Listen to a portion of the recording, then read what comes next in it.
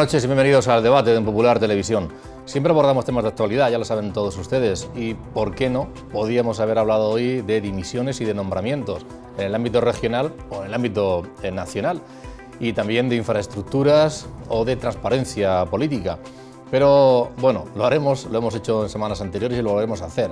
Pero hemos decidido cambiar el paso para hablar de algo que, como está siempre de actualidad, lamentablemente, pues no parece que encontremos la fecha exacta. Bueno, pues la fecha exacta es hoy.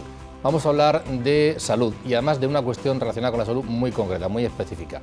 A pesar de que vivimos en una zona en donde tenemos un clima maravilloso y por tanto podemos salir a pasear y hacer deporte al aire libre de forma extraordinaria, y también ese clima y el buen hacer de nuestros agricultores da lugar a una serie de alimentos que forman parte de lo que se denomina la dieta mediterránea. Sin embargo, y a pesar de todo ello, lo cierto y verdad es que cada vez somos, aquí también en Murcia, más sedentarios y que comemos peor.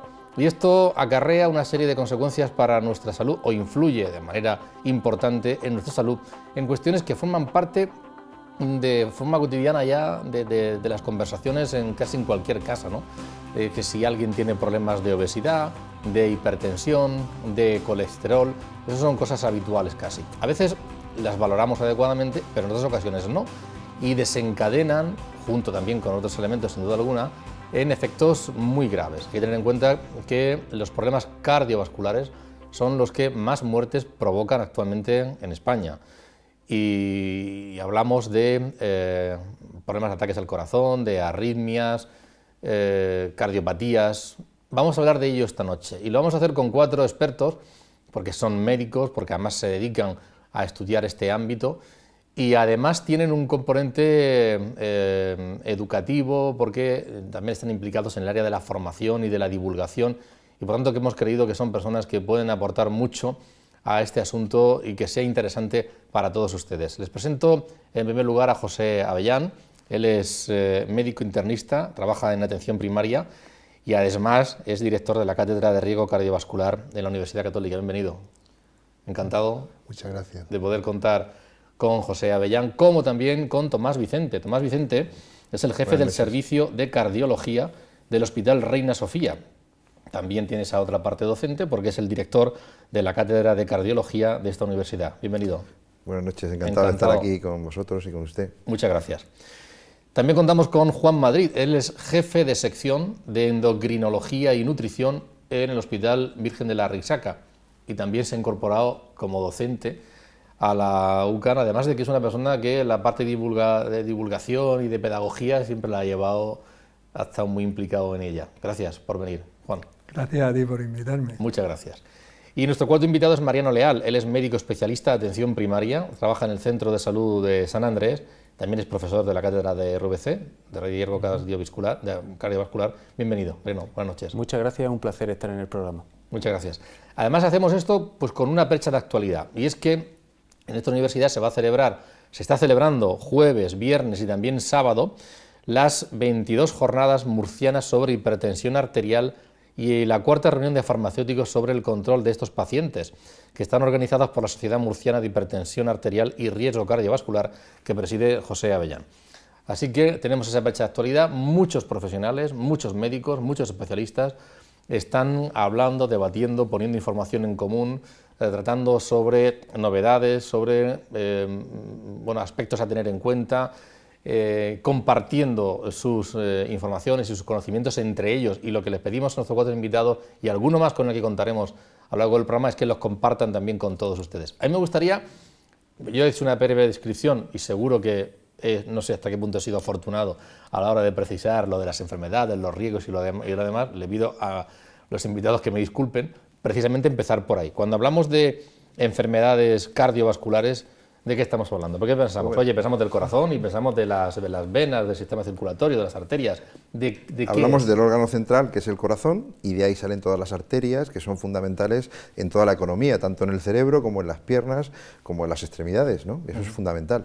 Pero como usted ya ha enfocado muy bien el problema, de la importancia que tiene, pues le voy a decir que en el mundo morirán 12 millones de personas por problemas cardiovasculares. Esto es tremendo. Y da igual en que España, sea en lugares de pobreza que en lugares donde tenemos... Bueno, hay ciertas diferencias, pero globalmente le puedo decir la magnitud del problema que nos ocupa aquí esta noche es importantísima.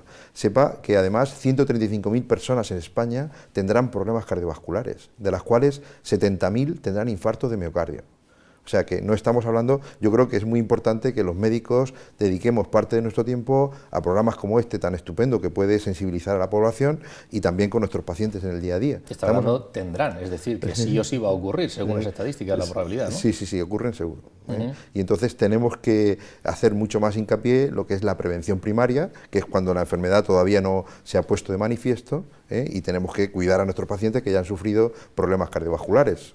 Porque parece que eso de que, oye, la tensión la tengo regular, o que tengo un poco de obesidad, o el tema de colesterol, son cosas, bueno, cotidianas, con las que hay que manejarse, pero no tienen mayor importancia. ¿La tienen o no la tienen? Sí la tienen. Son cotidianas porque son muy frecuentes. Entonces, por eso hablamos coloquialmente, con el vecino, con nuestro amigo, en tertulias familiares, pero que sean cotidianas y frecuentes no quiere decir que no sean graves. O sea, generan, como ha comentado el doctor Vicente, mortalidad y sobre todo morbilidad, o sea, que te dé un infarto, que te dé un ictus, y a la larga eso va a deteriorar tu calidad de vida, te va a hacer más dependiente, y eso hace que sea fundamental, sobre todo prevenir, que es lo que está en nuestra mano y lo que podemos aconsejar y ayudar un poquito a la población. Cuando ustedes se reúnen y se ponen a hablar de ese tema, ¿es porque hay avances o porque no los hay, o porque tienen que aprovechar lo que sus reuniones para luego contarlo fuera, una labor, digamos, también didáctica? El nivel de prevención es muy importante, es decir, lo que pasa es que la prevención hay que establecerla a un nivel de prevención primaria, que es prevenir antes de que te dé una complicación.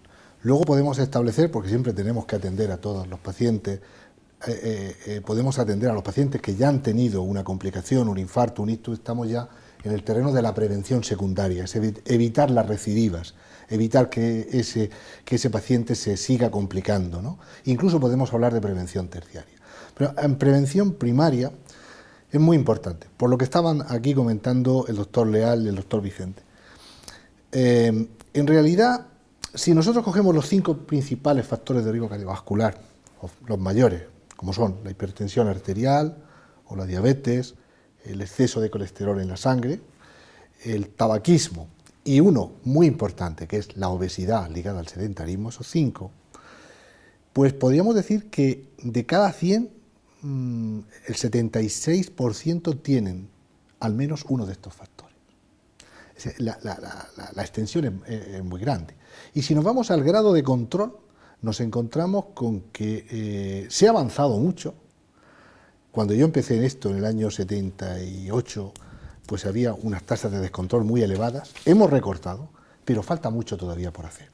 Es decir, esta es la gran paradoja que tenemos en nuestro país. Tenemos una gran prevalencia de factores de riesgo mayores en la población y unos bajos niveles de control de esos factores. Sin embargo, las tasas de mortalidad por cardiopatía isquémica, con ser la primera causa de mortalidad en la población adulta, sobre todo a partir de 65, 70 años, no están a la altura de lo que tienen, por ejemplo, países donde alcanza cotas dramáticas, que son los países escandinavos, los países anglosajones, los países del Norteamérica, que son unas tasas mucho más altas. Es decir, que tenemos mucho que hacer y tenemos evidentemente que invertir. ¿En dónde y termino? Pues yo creo que hay que invertir en el sector infantil y en el sector juvenil, modificando hábitos, haciendo que lleven una buena alimentación, una promoción de ejercicio. Eso es fundamental, porque desgraciadamente los avances que estamos teniendo en el control de la hipertensión, en el control de la dislipemia, incluso de la diabetes, se está ensombreciendo con el avance tan espectacular que está teniendo, por una parte, la obesidad y el tabaquismo, que está asentándose en sectores que antes no fumaban, como Vamos son a hablar los jóvenes. precisamente de nutrición, de alimentación y de ejercicio físico. Son dos temas de los que vamos a hablar ampliamente en este programa, además con algunas colaboraciones a las que ahora me referiré.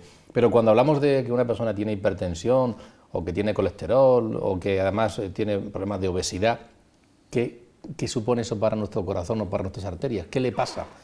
Cuando se dan esa serie de circunstancias o se fuma y tal, ¿qué le pasa a nuestro corazón? ¿Qué le pasa a nuestras arterias? Bueno, pues se ha explicado aquí, yo creo que muy bien, que el problema más importante es que tenemos un sistema sanitario que dicen que es de los mejores, y es efectivamente de los mejores, pero es de los mejores para tratar a los enfermos, ¿no? Pero en la prevención está fallando mucho.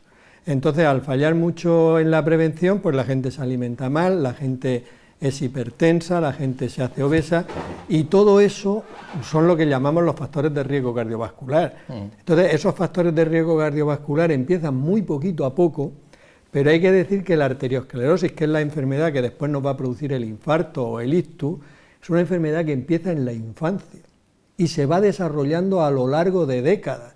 Y luego a los 40, 50 años o 60 es cuando tenemos el problema agudo, el infarto, el ictus, etc.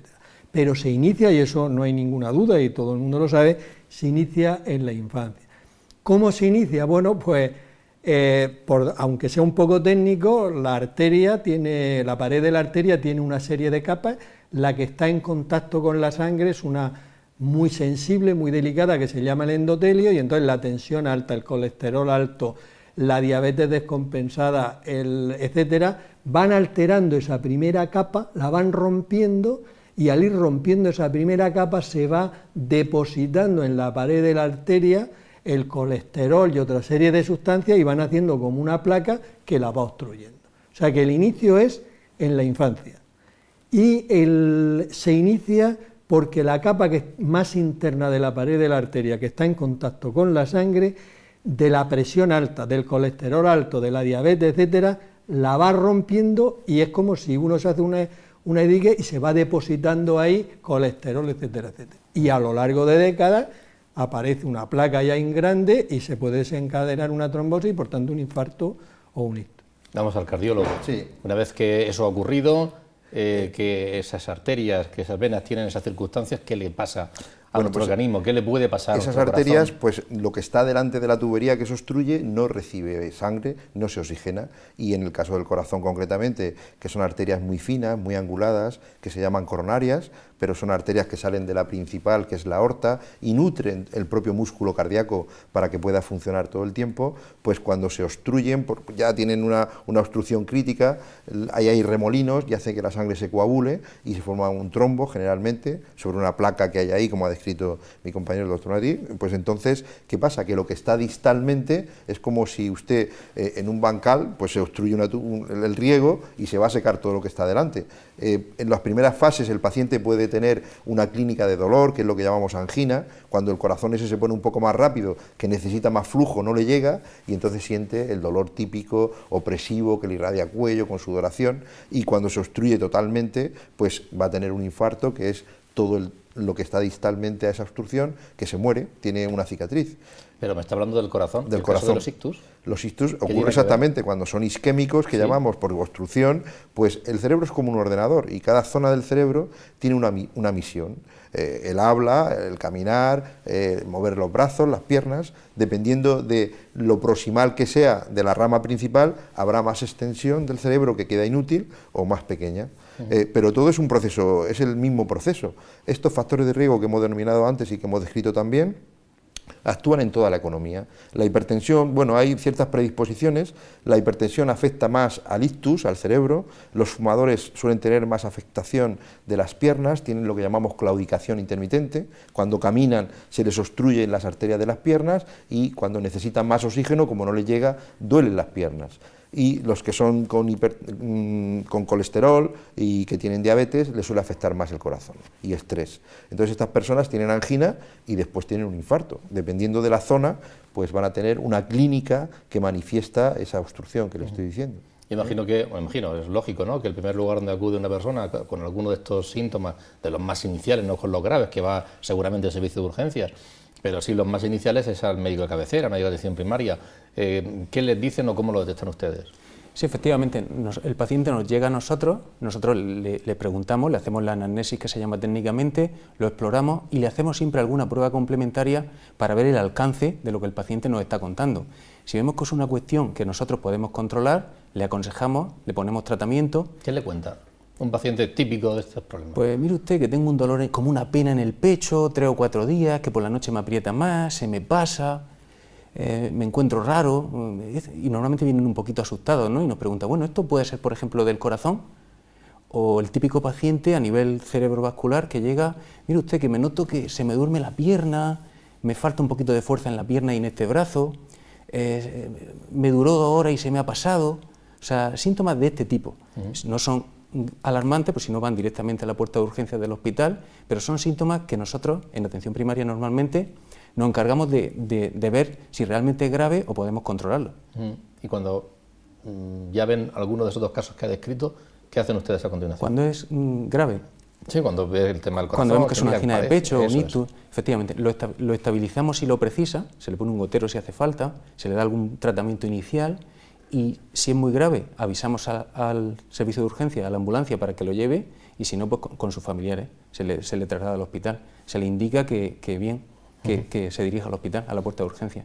Bueno, se ha dicho antes que... Sí, Juan. No, quería decir que la arteriosclerosis, que es la enfermedad que luego va a dar el ictus y que va a dar el infarto y la claudicación, etcétera, es una enfermedad silente.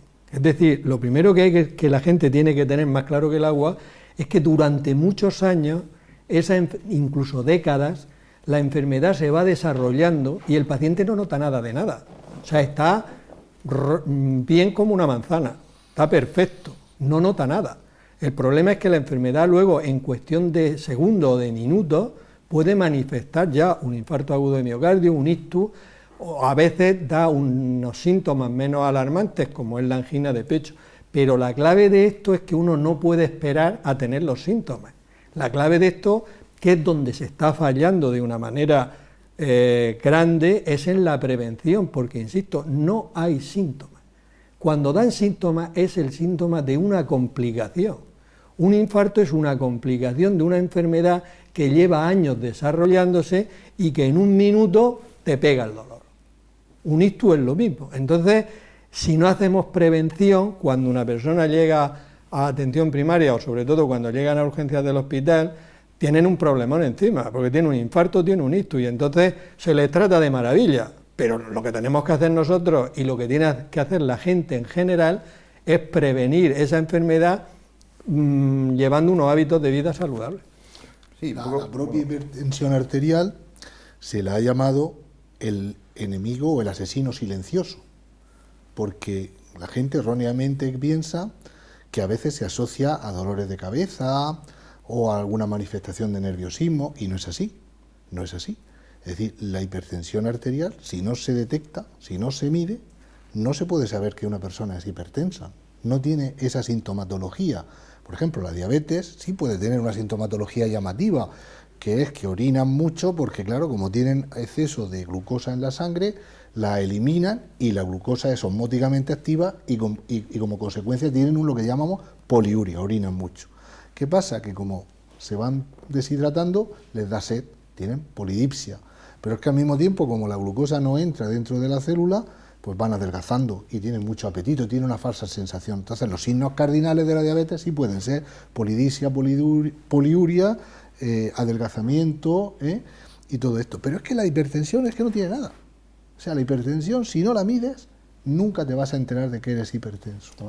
No, yo decía que lo importante es detectar a estos pacientes de riesgo antes que desarrollen los síntomas, es lo importante. Entonces ahí sí que el médico de atención primaria juega un papel muy importante en saber que un paciente que es diabético, que es hipertenso, que tiene obesidad abdominal y que tiene los lípidos mal, hay que ser muy agresivo en controlar sus factores de riesgo. Y además, aunque la aterosclerosis empieza muy temprano, ya vemos en autopsias de niños jóvenes las placas de grasa que aparecen en las arterias, que van taponando las tuberías de nuestro organismo, tenemos que saber que nunca es demasiado tarde y que los beneficios se pueden obtener a cualquier edad. O sea, la noticia mala es que empieza muy temprano, pero la noticia buena es que si un señor, aunque tenga 40 y tantos años, deja de fumar, va a mejorar su esperanza de vida y sus arterias de alguna manera se pueden reblandecer si consigue dominar estos factores de riesgo.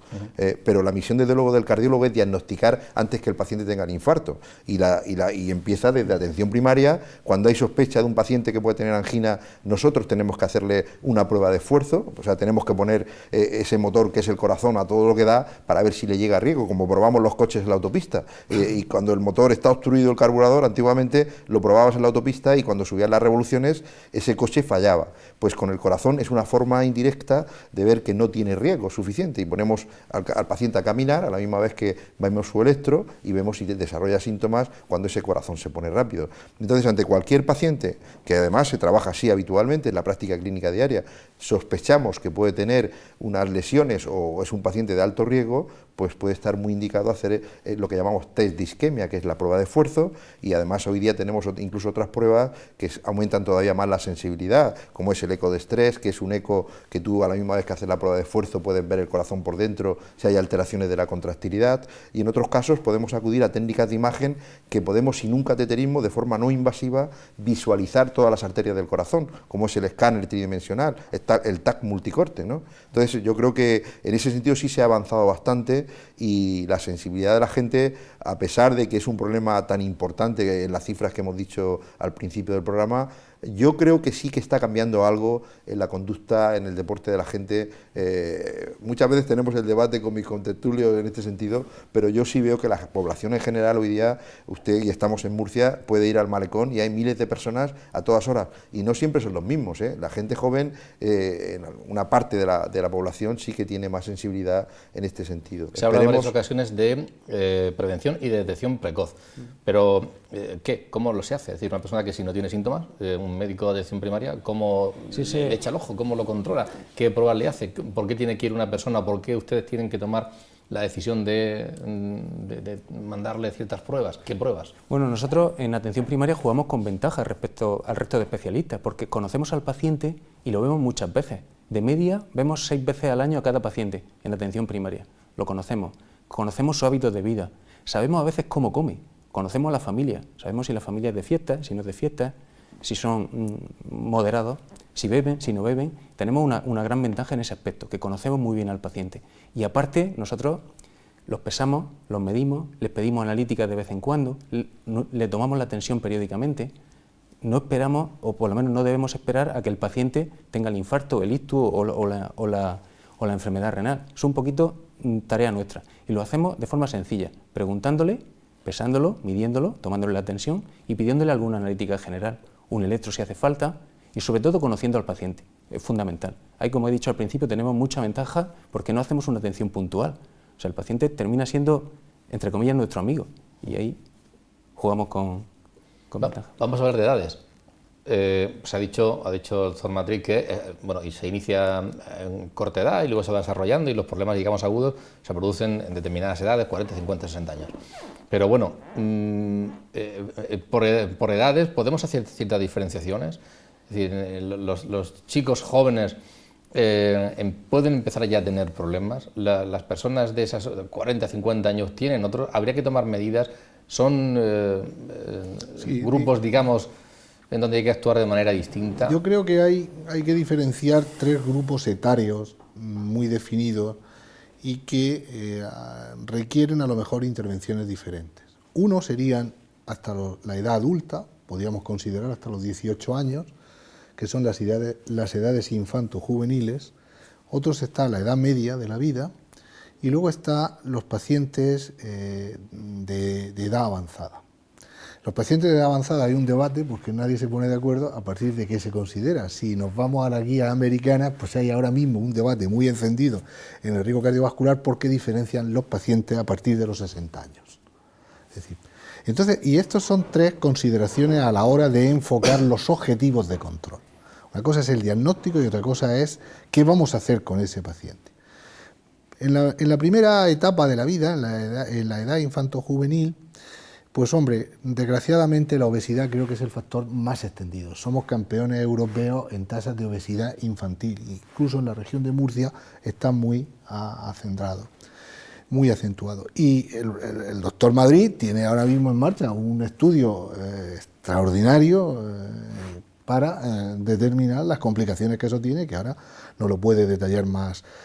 Es decir, que no es una cuestión baladí, es una cuestión que se están viendo ya en los niños, alteraciones en la carótida, alteraciones en el hígado y alteraciones de depósitos de grasa, es decir, producto de la mala alimentación, producto del sedentarismo, que ahora nos explicará cómo debe. ¿Qué estamos viendo? Pues estamos viendo diabetes que antes se manifestaban en la edad adulta y se están manifestando en edades infantiles precisamente por estos malos hábitos. Aparte de problemas que pueden haber congénitos y que pueden dar riesgo cardiovascular. Dicho esto, en la edad media de la vida son esos que no van a los centros de atención primaria porque habitualmente están sanos. Es decir, los médicos ven con frecuencia siempre a los mismos, pero no van, la población laboral no suele ir. Y la población laboral hay mucha enfermedad oculta, enfermedad silente, y debíamos de tener mejor comunicación con los médicos laborales, con los médicos de atención primaria, y debíamos también de hacer campañas de promoción para que esa gente viniera a partir de cierta edad, por lo menos una vez. Yo diría que a partir de los 40 años deberían de hacerse, por supuesto, medirse la tensión arterial, pesarse, medirse los perímetros y hacerse una analítica elemental. Con esas herramientas nosotros somos capaces de configurar un riesgo cardiovascular. Y luego está la edad de los mayores, que si queréis luego la hablamos. Sí, pero vamos a hablar de... Hay aspectos que parece que no se pueden controlar, ¿no? No, pero él nos va a explicar lo que están haciendo en los jóvenes, que es muy interesante. Vamos a hablar de los niños. Bueno, es un estudio que se ha organizado, llevamos ya un año y pico, en Molina del Segura, aquí en Murcia. Se llama Estudio 510 y realmente es un estudio bastante importante en el que ha participado la Risaca, el Hospital de Molina, el Ayuntamiento, es decir, muchas estructuras, más de 50 personas trabajando. Fíjate que se han cogido 150 niños, el estudio se llama 510 porque los niños tienen de 5 a 10 años. Y el año pasado, en septiembre del año pasado, 1 de octubre, se cogieron 150 niños que tenían sobrepeso u obesidad. A todos esos niños, 150, se les pesó, se les midió la cantidad de grasa que tenían mediante bioimpedanciometría, se le hizo análisis de sangre, glucosa, colesterol, etcétera, etcétera, y se le hicieron una ecografía de las carótides, que todo el mundo sabe que son las arterias que llevan la sangre al cerebro, y una ecografía del hígado. Una vez que se había hecho eso con 250 niños, 25 se dejaron de control y a 125 se les hizo un ejercicio físico programado por la Facultad de Deportes de la Universidad de Murcia, 3 horas semanales, pero con monitores, midiendo la intensidad del ejercicio, etcétera, etcétera. Y en mayo de este año, llevaban 8 o 9 meses con ese plan de 3 horas semanales de ejercicio, pues se volvió a repetir el mismo estudio, peso, talla, etcétera, etcétera. Al inicio del estudio, todos tenían sobrepeso u obesidad y tenían las carótides, el espesor de la íntima de una de las capas de la arteria, de la pared de la arteria, tenía un grosor. Y cuando hicieron 8 meses de ejercicio, ese grosor había disminuido. Eso es fundamental. Lo que decía el doctor Tomás Vicente antes, se puede regresar una lesión que ha empezado. Y luego otra cosa muy importante, en el hígado, 30 y tantos de ellos tenían una cantidad moderada de grasa en el hígado, leve moderada. Ya grasa en el hígado en niños de 5 a 10 años. Y 8 meses después de hacer ejercicio, prácticamente a todos se les había quitado la grasa del hígado. O sea, realmente es espectacular y este año seguimos haciendo lo mismo con 90 niños y porque no se metió alimentación por medio, solo era ejercicio. Pues luego sí lo trataba. Y ahora lo que se ha metido también es unas charlas de alimentación a los padres y a los niños, etcétera, para ver cómo evoluciona. Precisamente hablando de ejercicio físico, vamos a hablar de ello. Porque Enrique Ortín es médico de atención primaria en el Centro de Salud de Ceutí y es autor de un libro guía de prescripción de ejercicio físico para pacientes en riesgo cardiovascular. Y lo hemos llevado al Centro de Investigación de Alto Rendimiento Deportivo de la Universidad Católica con Pedro Emilio, que lo dirige, y nos han hecho una serie de demostraciones, nos dan una serie de consejos de ejercicios físicos que vamos a verlos ahora.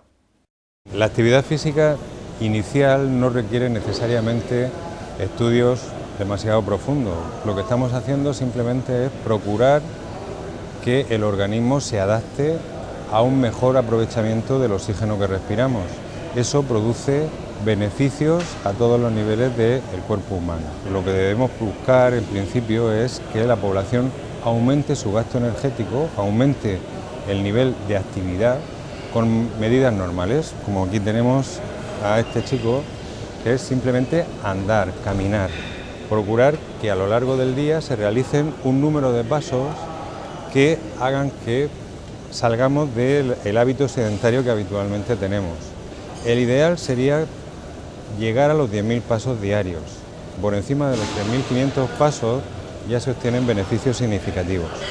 En una segunda fase, lo ideal es realizar ejercicio de una manera planificada. Y para ello es muy importante que se realice una prescripción.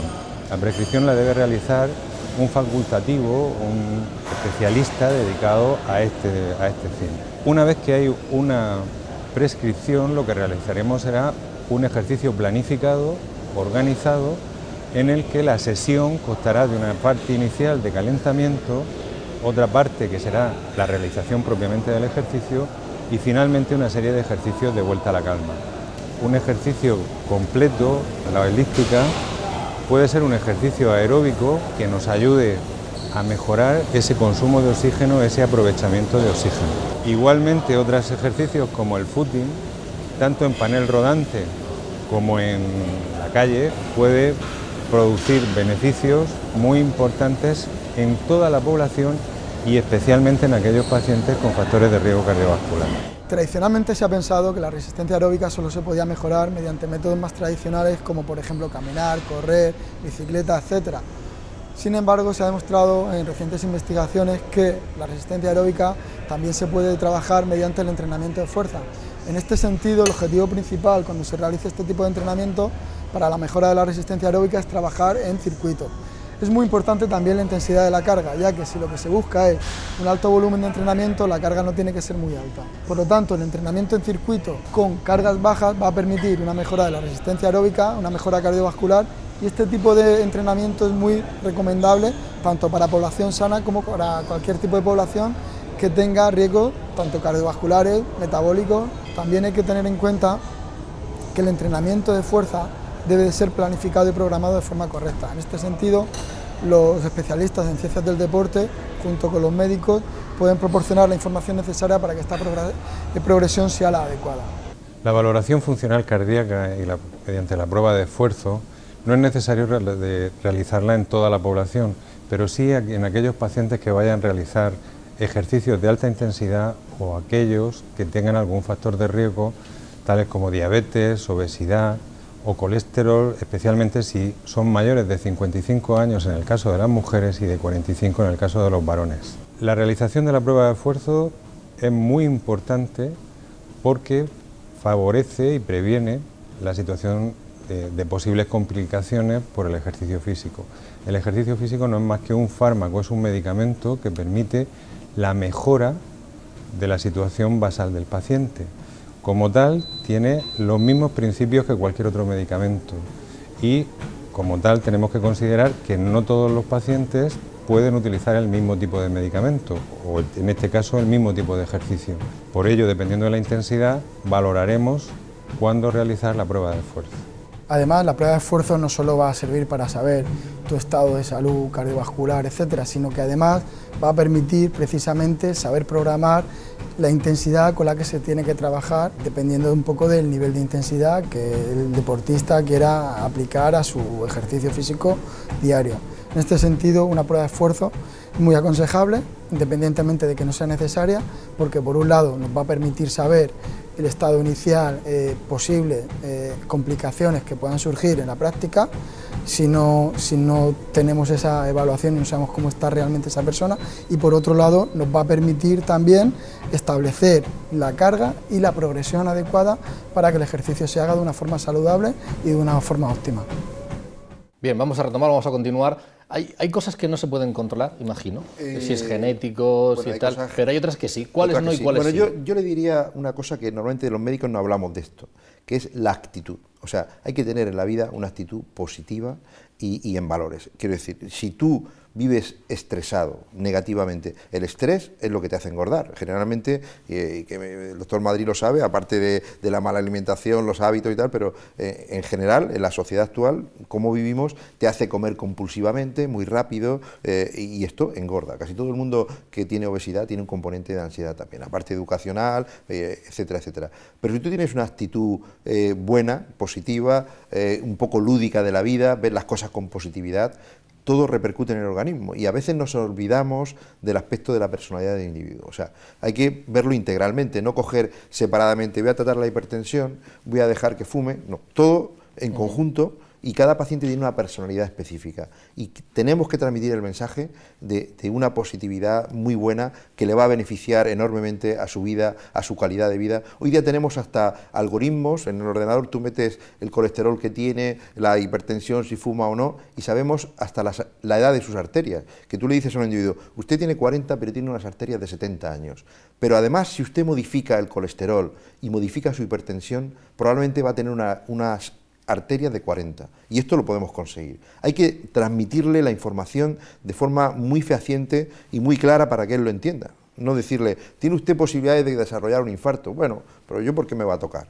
Pero si usted le dice un dato concreto, tienes unas arterias de 70 años y tienes ya placas en las arterias del corazón porque te las he visto con el TAC, o tienes las carótidas que están engrosadas y en 5 años seguro que vas a desarrollar una obstrucción de estas arterias.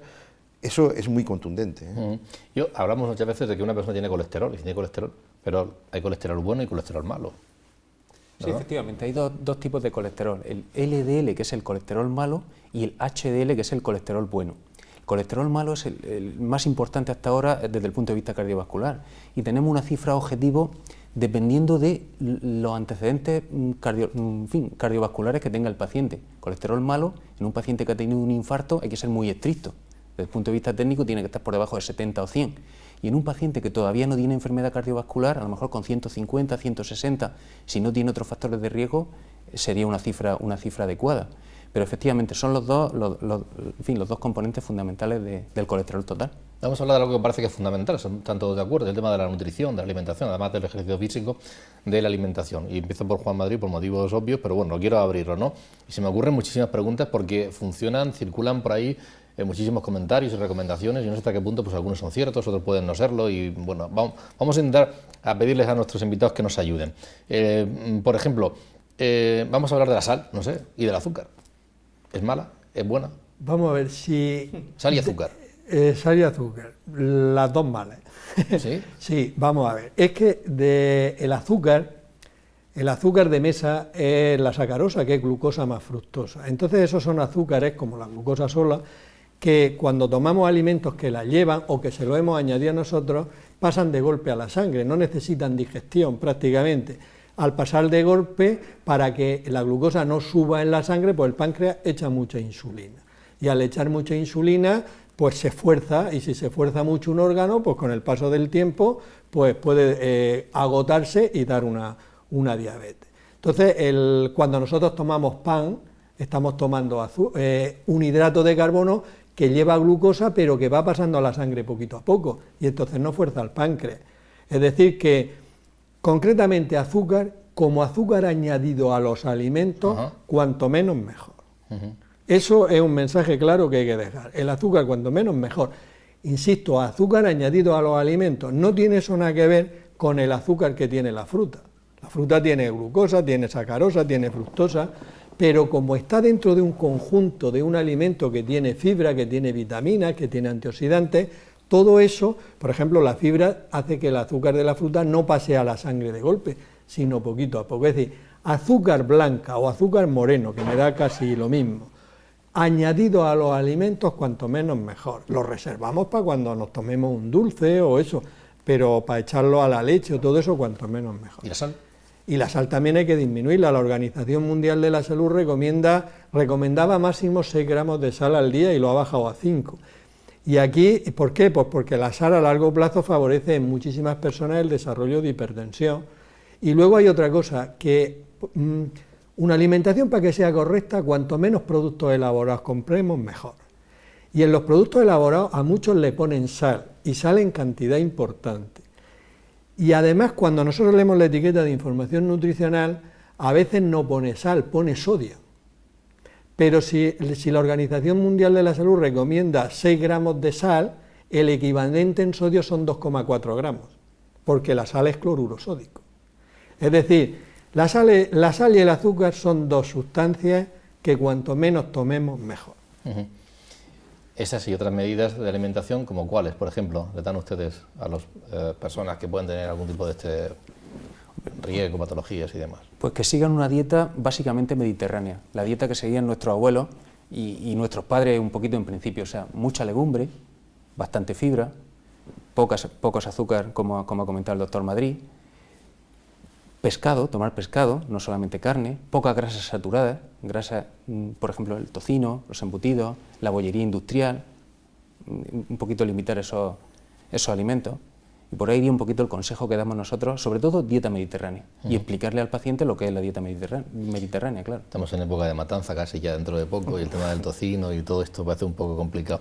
Algunas cosas más, como por ejemplo, se pone mucho, bueno, el alcohol, no es el caso de un alimento, pero el tabaco. Me gustaría hablar sobre ese tema. Bueno, el tabaco, nefasto, es lo peor. O sea, el tabaco endurece las arterias, las pone, y mi mujer dice que no ponga siempre el mismo ejemplo, pero es que lo tengo que poner. Las arterias, cuando usted nace, son como una tubería de caucho que tiene elasticidad y que está limpia y que huele a goma. Y con el tiempo la dejas en el jardín, se va poniendo dura, se endurece y la cal la va obstruyendo por dentro, cuando fallan todos los mecanismos que hemos comentado antes. Pues el tabaco es de lo que más endurece, junto con la diabetes y algunas alteraciones lipídicas. Entonces el tabaco hay que dejarlo, pero vamos, sí o sí. Y además tenemos un problema muy importante en una población, y estábamos hablando antes de grupos de riesgo, la gente joven y sobre todo mujeres, hay una incidencia importantísima en tabaco, que es un grupo de mucho riesgo, porque generalmente en algunos casos toman también anticonceptivos orales, que la mezcla de tabaco y anticonceptivos orales va a tener una incidencia de aterosclerosis y de ACVs muy importante, a la larga. ¿El alcohol también? El alcohol, bueno, vamos a ver, el alcohol, si hablamos de bebidas destiladas, tiene importancia, pero sobre todo porque va a afectar al hígado, no es tan aterosclerótico, no produce tanto obstrucción de las arterias, pero tiene otros factores añadidos, descompensa la diabetes. Si tú eres diabético y tomas alcohol en importantes cantidades, sobre todo bebidas destiladas, el azúcar la vas a controlar mal, los lípidos los vas a controlar mal, vas a tener más sobrepeso. O sea, interfiere con todo lo demás, con lo cual directamente no, pero indirectamente es un factor de riesgo cardiovascular importantísimo. Un poquito de vino en las comidas, cardiosaludable. Es antioxidante, puede producir incluso una cierta relajación, se acompaña de una buena conversación, no está mal. Nosotros podemos recomendar tranquilamente una copita de vino al día o dos en la comida sin ningún problema. Esto que ha dicho es muy importante para la gente. El beneficio que obtiene beber poco alcohol es en la comida, porque se enlentece la absorción del alcohol. Y entonces sí tiene el beneficio, o sea, la Organización Mundial de la Salud reconoce que pequeñas cantidades de alcohol pueden ser beneficiosas, sobre todo de vino, y si hablamos de vino, sobre todo de vino tinto, porque lleva antioxidantes, resveratrol y otra serie de sustancias, con independencia de lo que hagan los gérmenes del colon, la macrobiota, que al final de cuentas lo que diferencia si se va para adentro o se va para afuera, pero bueno. Digamos que el vino tinto, una copa de vino tinto protege como 14 de vino blanco. Es decir, que si estamos hablando pues, desde el punto de vista cardiovascular, pequeñas cantidades de alcohol pueden ser tolerables, sobre todo en las comidas. Sí. Y sobre todo vino tinto. Sí, esto tenemos que decirlo. Vamos, lo aconsejado, que incluso es bueno desde el punto de vista cardiovascular, es lo que han comentado, hasta 2 copas de vino en los varones con las comidas y 1 en la mujer. Y no es porque seamos nosotros misógenos, sino porque la mujer, el enzima que transforma el etanol, el alcohol en acetaldehído, tienen menos. Y entonces al tener menos el nivel de alcohol en sangre sube más. Y la cerveza también es una bebida que tomada con moderación, 2 cañas al día, pues también es una bebida que es saludable. Es una bebida que tiene ácido fólico, vitaminas del grupo B, en fin, tiene también pequeña cantidad de hidratos de carbono, y la cantidad de alcohol que lleva pues es aproximadamente la mitad o incluso menos que el vino. Bueno, eso es la que lleva alcohol, porque luego existe la sin alcohol y la 00. Es decir, que tampoco se trata de que uno sea un monje y esté siempre recluido y tal, que uno sale por ahí, se toma 2 cañas y tal, y está bien, o una copa de vino, tal. Cuando uno va a un médico siempre le prohíben cosas, y entonces sale con una lista de cosas que no debe hacer, pero bueno, no es que nosotros recomendamos que no en absoluto. Es decir, ahora, si se detectan consumos pequeños, como lo que ha dicho el doctor Madrid, no hay que prohibirlos, porque nadie ha demostrado que eso sea malo para el sistema cardiovascular. Ojo, no tampoco individualicemos y veamos solo desde el punto de vista cardiovascular. Lo que estamos diciendo aquí es bueno para las arterias, pero puede ser malo para otros órganos y sistemas. Puede desinhibir, puede producir alteraciones en la conducción. Cuidado con esto. ¿Hay un mito equivocado sobre el café? Sí, el café es un alimento, podemos llamarle un alimento que en principio es bastante bueno para la salud. Es un alimento que te centra, o sea, te despeja, cuando lo tomas por la mañana te despeja, te concentra un poquito más. Se ha visto, incluso se han estudiado, por ejemplo, la gente que es consumidora habitual de café tiene menos riesgo de diabetes tipo 2. La clave está en que el café no te siente mal. Como decía Pepe, hay que individualizar. Si a una persona tiene arritmia y toma café y le da más arritmia, pues está claro que esa persona no puede tomarlo. Pero una persona que no tenga ninguna enfermedad, que le guste el café y que se toma hasta 2, 3 cafés al día y no nota que le perjudique para nada, a largo plazo parece ser que eso, aunque luego siempre hay gente y estudios que pueden decir lo contrario, en principio no sería un inconveniente. En una población de miles y miles de personas salió publicado en la revista que manejamos los médicos de más impacto, que más leemos nosotros, que es New England, hace 1 año y pico, donde las personas que tomaban hasta 7 cafés, era café americano, que es menos concentrado que el que tomamos nosotros, tenían menos problemas cardiovasculares. Pero la diferencia estaba en que si tomabas esa cantidad de café y fumabas, tenías muchos problemas cardiovasculares, porque también el tomar café incita al fumador a fumar más, quiero decir, y es una persona... Con esto le quiero decir que el café en sí no ha demostrado que es malo solamente para el tema cardiovascular. Efectivamente, si pasa que la gente asocia café, copa y puro. Claro, café y tabaco. Si tú llevas el tabaco con el café... Nos ha preguntado por el café. Es más, hay una cosa que yo creo que es importante, y Pepe es experto en hipertensión, pero si una persona, por ejemplo, tiene 40 años y toda su vida está tomando sus 2, 3 cafés al día y ha tenido la tensión normal, y entonces le diagnostican hipertensión y lo primero que se quita es el café, pues no tiene por qué quitarse el café, porque hay un fenómeno de habituación a esa cafeína que hace que no le suba la... que la tensión no la subió por tomar café si siempre la tenía bien. Ahora bien, si uno no toma café y le diagnostican hipertensión, pues entonces que no tome café, porque ese fenómeno de habituación no se le ha producido. Una cosa es la modificación transitoria de las cifras de presión arterial, cuando tú te tomas una taza de café o fumas un cigarro, sube la presión, pero luego vuelve a los niveles de partida. Y otra cosa es hipertensión, que son cifras mantenidas. Me gustaría que se hablara de los ácidos grasos, el omega 3 famoso. En este sentido, ¿qué podemos decir? Hombre, son beneficiosos desde el punto de vista cardiovascular, tan predominantemente en el pescado, ¿no? El pescado, sobre todo en el pescado azul.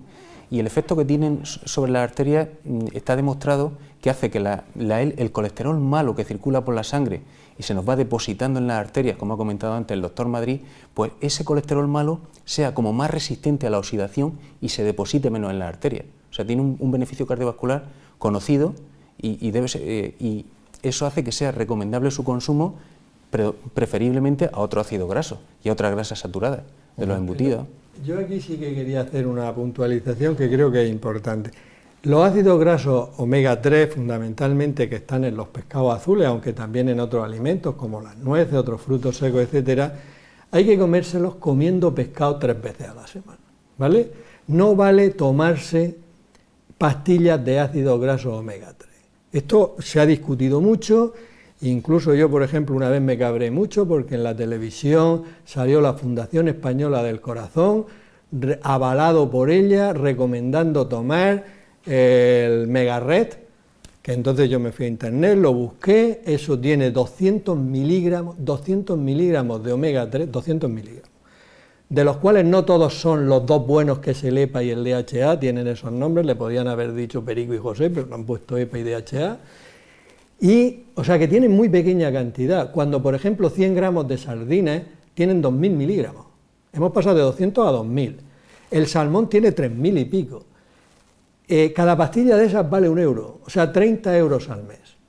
Si uno dedica 30 euros al mes a comer pescado, imagínate la cantidad de ácidos grasos que toma. Y no solo ácidos grasos omega 3, toma proteínas, toma yodo, toma vitaminas, toma etcétera. Es decir, vamos a dejarnos las pastillicas para cuando alguien especial las necesite, que puede ser alguien especial, pero la población en general lo que necesita es alimentarse bien y dentro de esa alimentación buena, comer pescado 3 veces a la semana. Me gustaría hablar también de 2 cuestiones de las que se habla muchísimo, sobre todo en los medios de comunicación, mucha publicidad a la hora de los alimentos. Uno son los alimentos funcionales. ¿Qué son los alimentos funcionales? ¿Son buenos, son malos, en qué casos? Y luego esos otros publicidad enorme que hay de bajo en calorías, bajo en azúcar, bajo en no sé qué, que bueno, parece que por tanto es algo fenomenal. Funcionales y bajo en. Bueno, los alimentos funcionales son los alimentos que, aparte de sus propiedades que tienen respecto a los minerales que tienen, proteínas y composición, tienen algún efecto añadido beneficioso sobre la salud. Serían los alimentos funcionales. ¿Cómo, por ejemplo? ¿Qué tipo de alimentos? Por ejemplo, la soja, sí. El yogur que te venden, que le han añadido cualquier calcio, lo que sea, o sea, te produce un beneficio añadido sobre la salud. Son beneficiosos. Lo ideal es una alimentación completa y equilibrada. Realmente no haría falta suplementarnos con alimentos funcionales. Solamente estarían indicados en la persona que tiene alguna carencia o que lo necesita de manera especial por algún motivo. Pero la base sería una alimentación equilibrada. Realmente son caros y si uno come bien no son necesarios. Es que lo que ha dicho Mariano es que lo ha definido muy bien, que es un alimento funcional, lo ha dicho él muy bien, es que tiene, además de los componentes básicos que conocemos, algo que hace que sea beneficioso para la salud. Pero según ese concepto, cualquier fruta es un alimento funcional, cualquier verdura es un alimento funcional, porque aparte de los hidratos de carbono o proteínas o grasas o vitaminas que conocemos, tienen muchas sustancias que se ha demostrado que a largo plazo son beneficiosas para la salud. Por ejemplo, el huevo, hay mucha gente que lo considera un alimento funcional. Entonces, la industria, ¿qué ha dicho? Vamos a ver, el licopeno, por decir una sustancia, es beneficioso para la salud. Pues yo cojo un alimento, le pongo licopeno y digo que es muy bueno porque tiene licopeno. Pues no. Lo que es bueno es el tomate, la sandía que tiene el licopeno, pero cuando tú sacas un componente de un alimento y te lo tomas en pastillas, normalmente pierde las propiedades por las que es beneficioso. Es decir, como él ha dicho muy bien, alimentos funcionales en principio no son necesarios. Luego hay personas, por ejemplo, que tienen el colesterol un poquito alto, un poco alto. Y entonces hay un alimento funcional que sería yogur, por decir uno, al que le han añadido una cosa que se llama esteroles vegetales, que lo que hacen es que disminuyen la absorción del colesterol. Y eso puede bajar el colesterol un 10%. Si una persona tiene 210 de colesterol y le baja un 10%, pues se lo deja en 190. Estupendo. Ahora, si tiene 260, le baja poquito. Es decir, en determinadas personas y solo determinados alimentos sí podrían ayudar. Y uno de los casos más claros que pueden ayudar son los que llevan esteroles vegetales. Totalmente de acuerdo. O sea, nosotros los cardiólogos habitualmente también mandamos el Danacol o alguno de estos para como complemento. Efectivamente, si hay que modificar los hábitos, hacer ejercicio, la buena alimentación, y si a pesar de todo eso tienes un poquito de colesterol, pueden ayudar en algunos casos. Si no, hay que dar fármacos. Hay otros que bajan un poquito la tensión. Y también. Se llevan también. Pero claro, no podemos coger el rábano por las hojas, es decir, no podemos tratar a los hipertensos con yogures de este tipo, o no podemos tratar a los dislipémicos con leches de estas. Es decir, comentar. Sí, que estamos hablando de la alimentación todo el tiempo, de que hay que hacer ejercicio de forma regular, controlar el peso, pero una cosa importantísima, insisto, hay que evitar el estrés. El estrés sube el colesterol y lo sube tremendamente. Hay gente que al final, en épocas de su vida, pero si estoy comiendo lo mismo, hago el mismo ejercicio y no he engordado. Pues estás ahora en una época que te estás examinando, estás con mucho estrés y sabemos que es uno de los causas fundamentales de subir el colesterol. Vamos a hablar del estrés y todos esos aspectos, pero para terminar el tema de la alimentación, bueno, antes de nada, ya he hablado de esos productos bajos en calorías, bajos en sal, bajos en... ¿De esto qué hay? Pues que detrás de esas etiquetas que son muy llamativas. La terminología es que además nos engaña mucho, porque es que, vamos a ver, un alimento light, eso, Coca-Cola light, tal light. Para que haya un alimento light, teóricamente debe haber primero debe de haber un alimento que no sea light. Y si ese alimento que no es light le quitamos el 30% de las calorías, ya según la legislación le podemos llamar light, ¿vale? O sea, un alimento light sería un alimento que tiene un 30% menos de calorías que otro que existía antes, y tenía que existir antes, no podemos hacer el light antes, ¿eh? Luego, bajo en calorías, ese no dice nada. Bajo en calorías no... Bueno, bajo no dice nada, la ley no dice nada. Pero en el light sí tiene que cumplir ese requisito. Luego con los azúcares hay muchos, porque está sin azúcar añadido, que quiere decir que tú no le has añadido azúcar, pero el alimento en sí puede llevar azúcar. Luego está el bajo en azúcar y sin azúcar. Sin azúcar es que tiene menos de medio gramo por 100 gramos de alimento, y bajo en azúcar menos de 5 gramos por 100 gramos de alimento. Yo decía que para terminar, digamos, este apartado que hemos hecho sobre alimentación, y lo que hemos hecho ha sido que hemos echado mano de dos profesionales, que además les agradezco tanto a ellos como al Ayuntamiento de Murcia y los responsables del mercado de Verónica, que nos hayan abierto las puertas de allí, porque Francisco Miguel Celdrán es nutricionista, además es el presidente del Colegio de Dietistas y Nutricionistas de la región de Murcia, y Pablo Gómez, que es chef de cocina. Ambos son profesores del grado en gastronomía de la Universidad Católica, se han marchado, les hemos invitado a que lo hagan y gustosamente lo han hecho, al mercado de Verónicas, han hecho un recorrido y nos dan una serie de consejos para terminar este apartado. Vamos a verlos. El salmón es un pescado graso que tiene un porcentaje alto de grasa, estamos hablando de 11 gramos de grasa por cada 100 gramos de producto. Estamos hablando de un alimento bastante cardioprotector porque contiene una grasa que es los ácidos grasos omega 3, son ácidos grasos que nos van a ayudar a reducir el colesterol. También es un alimento que tiene una proteína de alto valor biológico por ser una proteína de origen animal. Y también tiene un contenido importante en vitaminas liposolubles, como es la A y la D.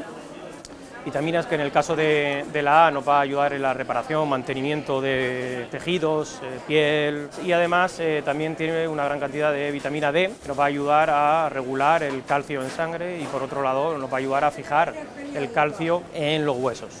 Un alimento muy bueno desde el punto de vista nutricional, un alimento que se debe incluir en la alimentación semanal. Estamos hablando que de 3 a 4 raciones de pescado a la semana habría que comer. Realmente es uno de los frutos que mejores propiedades nutricionales tienen. Estamos hablando de un fruto seco, una gran cantidad de grasa, pero al igual que hemos dicho con el salmón, tiene una grasa bastante cardioprotectora. Estamos hablando de los omega 3 igualmente, por tanto nos va a ayudar, como hemos dicho con anterioridad en el salmón, al disminuir el colesterol en sangre. Sí que es verdad que aunque tenemos que hacer un consumo semanal de frutos secos, de 3 a 7 raciones, tenemos que tener cuidado con su contenido calórico. Tenemos que ver que aproximadamente 30 gramos de nueces, que pueden ser unas 5 o 6 nueces, tienen cerca de 200 calorías. Por tanto, hay que consumir, pero con moderación, porque de lo contrario estaríamos incrementando el valor calórico de la ingesta diaria. Podríamos conseguir que ese paciente aumentara su peso y entonces el factor protector que tiene la nuez por su propio omega 3 haría un efecto adverso. Pues mira, vamos a usar, dentro de la variedad de las manzanas, vamos a usar la manzana verde o Granny Smith por el tema de la acidez. Antes hemos usado la nuez para el tema de la textura, en este caso queremos esta acidez para equilibrar, rebajar sensaciones pesadas, sensaciones que vamos a tener grasas en la boca con el salmón y con la nuez. Entonces, bueno, esta manzana tiene un toque ácido bastante interesante y va a hacer que me equilibre el plato. Primero está dentro de un consumo que se debe hacer diariamente. Estamos hablando que en el caso de las frutas y las verduras tienen que estar de 3 a 5 veces dentro de la alimentación diaria, ¿no? En el caso de la manzana, pues es un producto con una gran cantidad de fibra, ¿vale? Por tanto nos va a ayudar en los procesos digestivos y es un producto con un alto contenido en vitamínico, Por tanto es un producto de elección dentro de la dieta equilibrada y dentro de la alimentación diaria. Nos vamos a realizar nuestro plato cardiosaludable, que va a ser una pequeña lágrima de pepino yogur. Luego vamos a hacer un salmón que le vamos a quitar la piel, lo vamos a cortar en daditos y lo vamos a marinar con zumo de cítricos. Un chorrito de naranja.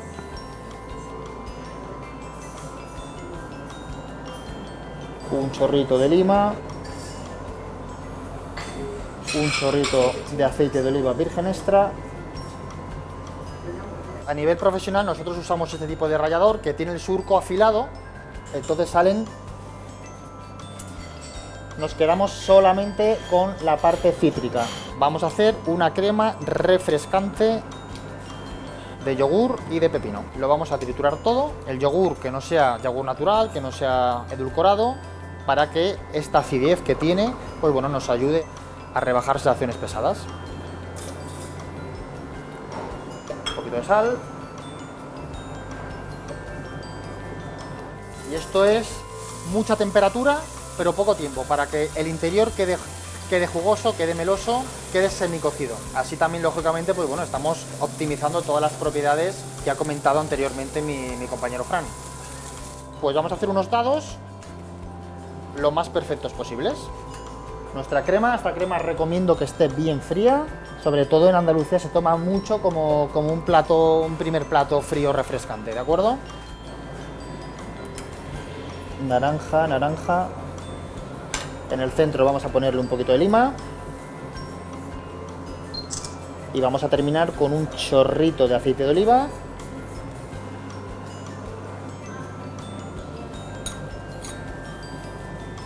Para terminar nuestro plato.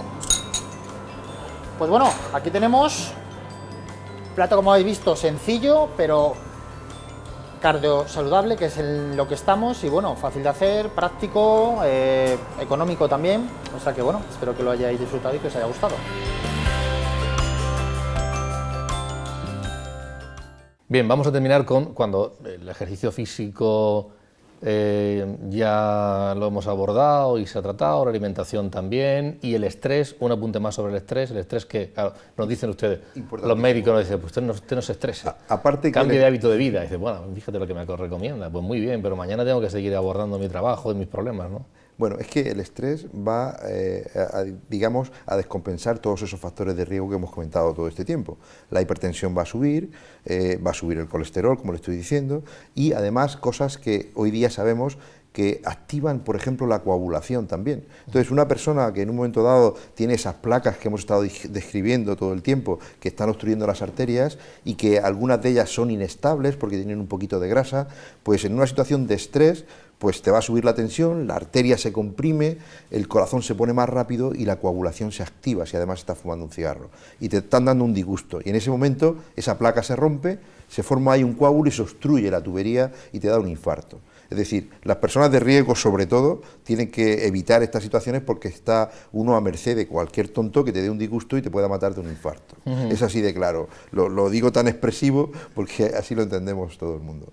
Y, desde luego, el estrés hace que tu tensión se controle mucho peor y que todos estos factores de riesgo pues también estén alterados. Y es importantísimo. Una de las cosas que ayuda es el ejercicio, por ejemplo. Y, además, rodearse de gente buena, de gente amiga y de tener una actitud positiva en la vida. Eso tenemos que aprenderlo también, ¿eh? ¿Todo esto es similar o tiene algo que ver con una situación de ansiedad? Es que me ha dicho que tengo ansiedad. Sí, no, o sea, la ansiedad se asocia más de forma... Hay personas que tienen ansiedad de forma crónica, pero a veces no es por el estrés, a veces porque problemas personales que tienen, que no les causan estrés, preocupaciones, su forma de ser, y eso les produce ansiedad. La ansiedad tampoco es buena desde el punto de vista cardiovascular, pero quizá el estrés sea aún peor. Está relacionado, pero no es exactamente lo mismo. No, el estrés se puede definir, o sea, cualquier animal, mamífero, desencadena una reacción de huida ante una amenaza. Es decir, cuando se siente amenazado, se pone en alerta con una descarga hormonal importante que hace y escapa. Pero hay situaciones en las cuales no puedes huir y entonces te lo vas tragando. Eso es el estrés. Es decir, cuando tú quisieras irte, solucionar ese problema, pero no puedes solucionarlo y tienes que vivir pues con un ambiente laboral malo, con un problema laboral en la familia, con problemas familiares, cargas familiares que se te superan y haces que vivas en tensión continuamente. Sobre esa explicación, hablando con un médico de familia, hace poco me decía, hablando de un paciente que me ha dicho, yo le he preguntado si tenía estrés, me ha dicho no. Yo no. A ver, entonces le he preguntado, le he hecho una serie de preguntas sobre qué hace, cómo se relaciona, el trabajo, la familia, he dicho, ¿cómo que no? O sea, que él creía que no, pero resulta que sí. Eso ocurre. Muchas veces, porque depende de la percepción que tenga uno de las cosas, como comentaba antes el doctor Vicente, de la actitud ante la vida. Una persona puede vivir en una situación de estrés por los problemas que tiene, pero afrontarlo de forma positiva, llevarlo bien, aceptarlo, sigue siendo malo, pero no es tan malo desde el punto de vista cardiovascular. Porque hay pacientes con grandes problemas que no nos lo cuentan y si tiras de la manta los tienen, y al revés. Gente que aparentemente parece estar muy estresada, pero luego le preguntes y no hay ningún motivo. O sea, depende de la percepción que cada uno tenga de sus problemas. La clave, la actitud. La actitud, como comentaba el doctor Vicente, es fundamental. Vamos con un aspecto más para terminar, aunque luego quiero hacer un apunte. Un aspecto más es cuando ya por medio del ejercicio físico, de la alimentación y demás, bueno, todo eso se tiene en cuenta, pero hay que recurrir a los fármacos. ¿A qué fármacos? Y esa palabra que se está poniendo de moda, los polipil. ¿Eso qué es? La polipil es un nuevo fármaco o combinación de fármacos, mejor dicho, que va a presentarse en el mercado nacional en enero. Es un proyecto que lidera Valentín Fuster, que en España hay un laboratorio que está trabajando con él, que es el laboratorio Ferrer, podemos decirlo, y que pues ha iniciado el proyecto en Guatemala, ahora mismo está también en Argentina, en varios países de Sudamérica, y con bastante aceptación. ¿De qué parte? Parte de decir, ¿cuáles son los fármacos esenciales y necesarios para controlar el riesgo cardiovascular? Pues según los conocimientos que ahora mismo atesoramos desde los últimos años, pues podríamos decir sin ningún género de dudas que tenemos que tener un bloqueante del sistema renina-angiotensina, que tenemos que tener una estatina para controlar el colesterol y tenemos que asociar un antiagregante. Es decir, luego ya podríamos debatir qué estatina, qué antiagregante y qué bloqueante del sistema renina-angiotensina. En Sudamérica han tenido problemas porque allí lo han hecho con simvastatina, que es la estatina... En un momento, pero ¿cuándo hay que recetar un medicamento? ¿Cuándo hay que recetar un fármaco? ¿En qué momento? Normalmente cuando, digamos... Cuando se ha producido la situación ya aguda de la que se hablaba antes. El control de los factores de riesgo requiere, primero, unos cambios de estilo de vida, ¿sí? Y observar, dependiendo de la intensidad del riesgo cardiovascular que tenga, a lo mejor tenemos que actuar inmediatamente o tenemos que actuar de entrada con fármaco, o sea, dependiendo de si es un riesgo cardiovascular alto, medio o bajo. Nosotros no tratamos al hipertenso, al dislipémico, al diabético, establecemos una tabla de riesgo cardiovascular y entonces configuramos si el paciente tiene un determinado riesgo, sabemos si tenemos que actuar con mayor o menor prontitud y con mayor o menor intensidad. Pero digamos que como tantas cosas en la vida es cuestión de dos, y es cuestión de cambios de estilo de vida, de lo que hemos estado hablando, no fumar, llevar una alimentación adecuada, promover el ejercicio, tratar de reducir el peso, etcétera, etcétera, tener una actitud positiva ante la vida, es decir, ser un hombre fetén, bajo en riesgo cardiovascular, y si con todos esos cambios, en un periodo de tiempo razonable, digamos de unos meses, no se consigue el control de ese riesgo, se añade un fármaco. Siempre y cuando no tenga un riesgo cardiovascular alto, en esas condiciones se entra ya con fármacos. Y entonces, dentro de esos fármacos, digamos que en el control de riesgo cardiovascular son pacientes muy polimedicados muchas veces, los pacientes de edad que llevan, y todos sabemos que si tienen que tomar muchas pastillas, pues disminuye el cumplimiento de ese tratamiento. La polipil lo que trata es de juntar los fármacos necesarios en una sola toma para que mejore el cumplimiento terapéutico, como se ha demostrado. Y dentro de esas combinaciones, lo que estaba yo diciendo, un bloqueante del sistema renina-angiotensina, una estatina y un antiagregante. Esos fármacos son cuando ya fallan los nutricionistas. Bueno, falla su trabajo. Realmente, si la gente tuviera unos hábitos de vida saludables, la cantidad de fármacos que se consumen se reducirían una cantidad espectacular. Pero es cierto que hay determinadas personas que incluso haciendo bien las cosas, pues tienen determinadas enfermedades que no siempre dependen de la alimentación inadecuada o del ejercicio, aunque siempre hay que llevarla bien. Y entonces cuando esto falla, pues hay que tratarlo, como ha dicho el doctor Avellán, se valora el riesgo cardiovascular de esa persona y según donde esté, pues se le trata su hipertensión, se le trata su colesterol, su diabetes, etcétera. Y una cosa que hay que dejar muy clara es que el médico no manda fármacos por mandarlos. O o sea, sino que lo hace con un criterio que además eso está apoyado en unas guías médicas y además en unos consensos nacionales e internacionales. Y que esos tratamientos en general, salvo que se modifique mucho la vida de la persona, esos tratamientos son para toda la vida. Esto es muy importante dejarlo claro, que si un hipertenso le mandas un fármaco y al cabo de los 3 meses tiene bien la tensión, entonces no se tiene que quitar el fármaco porque le volvería a subir. Si una persona es diabética y la controlamos con pastillas, cuando esté bien controlada no se lo quitemos. Igual con el colesterol.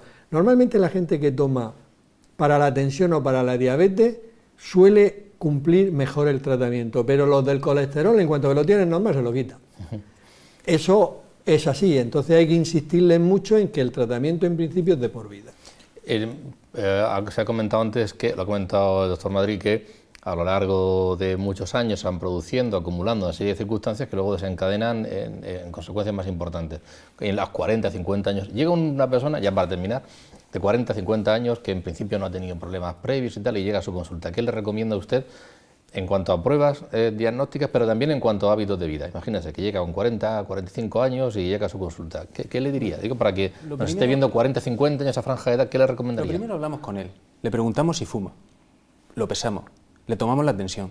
Si no se ha hecho una analítica en varios años, se la hacemos, un poquito para hacernos una idea del riesgo cardiovascular del paciente. Si no está muy controlado, le apretamos las tuercas, permíteme la expresión, en dieta, en alimentación saludable y sobre todo en ejercicio.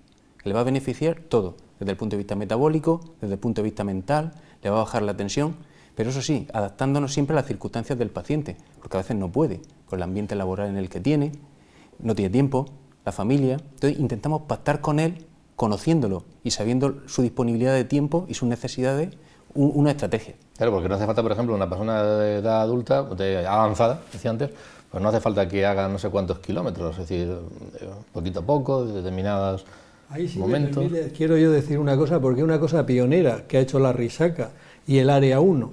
Nosotros hemos diseñado una receta de ejercicio físico que se le está entregando a los pacientes.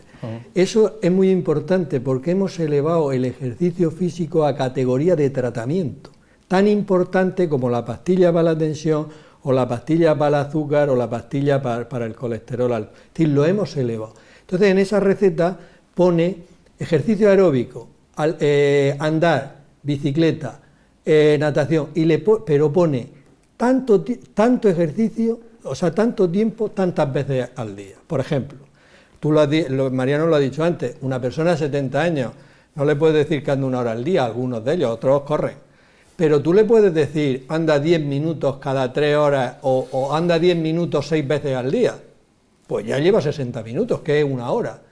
Porque mucha gente piensa que si no andas la hora seguida no vale, eso es un error. Si la andas seguida puede ser mejor, pero andar 6 veces 10 minutos es muy importante.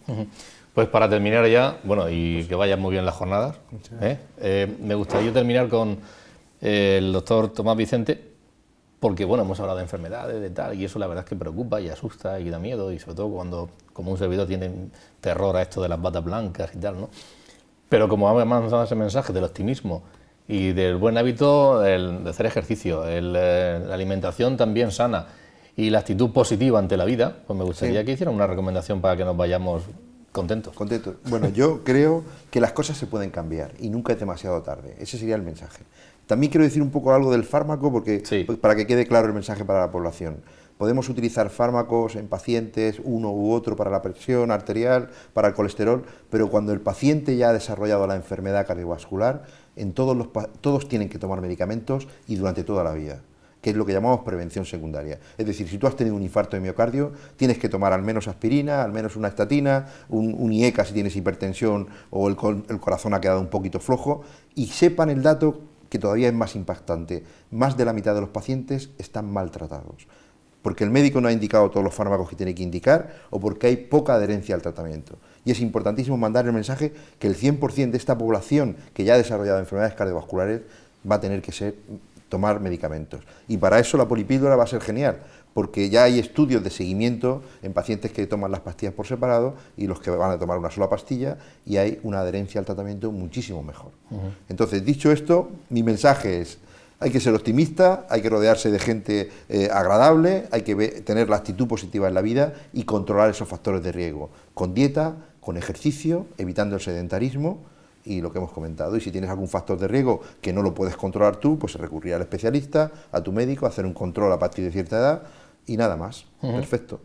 Pues muchísimas gracias a los 4 por haber estado aquí esta noche y habernos trasladado mucha información y muy interesante, sin duda alguna, para todos nuestros espectadores, porque bueno, manejamos, decíamos al principio, con cierta manera muy habitual determinadas circunstancias, forman parte casi de nuestro vocabulario común, nuestras conversaciones comunes, pero yo creo que asentar qué significa y qué riesgos, qué consecuencias puede tener y qué medidas debemos tomar para evitar todo eso es esta noche, ¿por qué no?, un buen momento. Gracias y buenas noches.